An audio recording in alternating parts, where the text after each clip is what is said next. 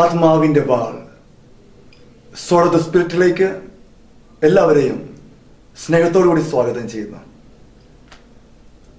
മർക്കോസിന്റെ സുവിശേഷം 10-ാം അധ്യായം 21-ാമത്തെ വാക്യം. യേശു സ്നേഹപൂർവം അവനെ കടാക്ഷിച്ചുകൊണ്ട് പറഞ്ഞു, നിനക്ക് ഒരു കുറവുണ്ട്. പോയി നിനക്കുള്ളതെല്ലാം വിറ്റ് ദരിദ്രർക്ക് കൊടുക്കുക. അപ്പോൾ സ്വർഗത്തിൽ നിനക്ക് നിക്ഷേപമുണ്ടാകും. പ്രിയപ്പെട്ട സഹോദരങ്ങളെ, നമുക്കതിന്റെ പശ്ചാത്തലം അറിയാം. ധനികനായ ഒരു വ്യക്തി യേശുവിന്റെ അടുത്തേക്ക് വരുന്നു.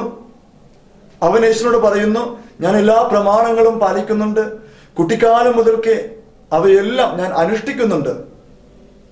യേശു സ്നേഹത്തോടുകൂടി അവനെ നോക്കി എന്നിട്ട് പറഞ്ഞു, മോനെ, നിനക്ക് ഒരു കുറവുണ്ട്. എന്തായിരുന്നു അവന്റെ കുറവ്? ആ ധനികനായ മനുഷ്യന് ഉണ്ടായിരുന്ന കുറവ് അവന്റെ സമ്പത്തായിരുന്നു. ആ ധനികനായ വ്യക്തിക്ക് നിത്യജീവൻ പ്രാപിക്കുവാൻ തടസ്സമായി നിന്നത് ഒരു പക്ഷേ ധനത്തോടുള്ള അമിതമായ ആകർഷണമായിരിക്കണം.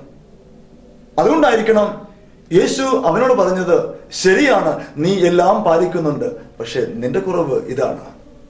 നിനക്ക് ധനത്തോട് ഒരു അമിത ആകർഷണമുണ്ട്, അത് നിന്റെ കുറവാണ്. എങ്കിൽ എന്റെ കുറവ് എന്താണ്?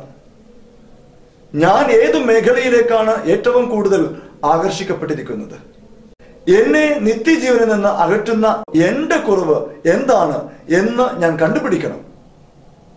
ഈശോയോട് നമ്മൾ പറയും, എന്റെ ദൈവമേ, ഞാൻ എല്ലാ തിന്മകളും ഉപേക്ഷിച്ചു.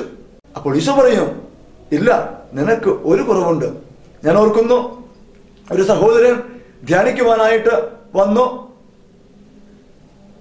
ധ്യാനത്തിന്റെ സമയത്ത് അച്ഛൻ്റെ അടുത്ത് പ്രാർത്ഥിക്കുവാൻ വേണ്ടിയിട്ട് വന്നപ്പോൾ വലിയ സങ്കടത്തോടു കൂടി അച്ഛനോട് ഇങ്ങനെ പറഞ്ഞു, ഞാൻ മദ്യപാനം നിർത്താം, പുകവലി നിർത്താം. ഈശോയോട് ഒരു കാര്യം പറയാമോ? എന്റെ മുറുക്കുന്ന സ്വഭാവം ഏതെങ്കിലും ഒന്നെങ്കിലും വേണ്ടേച്ചോ, അത് നിർത്താനായിട്ട് പറയരുത്, അതെങ്കിലും ഒന്ന് അനുവദിക്കാനായിട്ട് പറയുവച്ചോ. ഈശോയോട് പറ.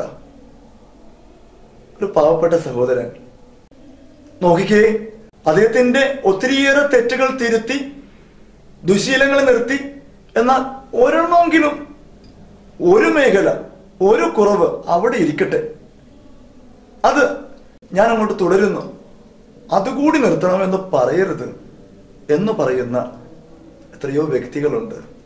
ചില മേഖലകൾ നമ്മൾ ദൈവത്തിന് വിട്ടുകൊടുക്കുന്നില്ല. എല്ലാം സമർപ്പിച്ചു, എല്ലാം അർപ്പിച്ചു, എന്നാൽ ഇത് മാത്രം വേണ്ട. ധ്യാനങ്ങൾ കൂടി, കുറെ മേഖലകൾ തിരുത്തി, എന്നാൽ ഈ ഒരു പ്രത്യേക മേഖല തിരുത്താനായിട്ട് പറഞ്ഞേക്കരുത്. ഇത് ഞാൻ വിട്ടുകൊടുക്കില്ല, ഇത് ഞാൻ തിരുത്തില്ല. നമ്മുടെ ജീവിതത്തിന്റെ ചില മേഖലകൾ, ചില തെറ്റുകൾ ഇങ്ങനെയാണ്, അത് ഞാൻ ആർക്കും വിട്ടുകൊടുക്കില്ല. അത് ആര് പറഞ്ഞാലും അത് ഞാൻ ഉപേക്ഷിക്കില്ല എന്ന് പറയുന്ന വ്യക്തികൾ. ഈശോ എന്താണ് ഈ വചനത്തിലൂടെ പറയുന്നത്? നീ ഏറ്റവും കൂടുതൽ എന്തിലേക്കാണോ ആകർഷിക്കപ്പെട്ടിരിക്കുന്നത്, അത് ദൈവത്തിന് സമർപ്പിച്ചില്ലെങ്കിൽ നീ ആപത്തിലേക്ക് നയിക്കപ്പെടും. ഏറ്റവും കൂടുതൽ നിനക്ക് എന്തിനോട് ആകർഷണമുണ്ടോ അത് കർത്താവിന് സമർപ്പിക്കുക, അല്ലെങ്കിൽ അതായിരിക്കും നിന്നെ ആപത്തിലേക്ക് നയിക്കുന്നത്. നീ ഉപേക്ഷിക്കാത്ത നിന്റെ ഒരു കുറവ് എന്താണ് എന്ന് കണ്ടുപിടിക്കുക, എന്നിട്ട് കർത്താവിന് കൊടുക്കുക. എവിടെ പൂർണ്ണ സമർപ്പണമുണ്ടോ അവിടെ കൃപയുണ്ട്. God bless you.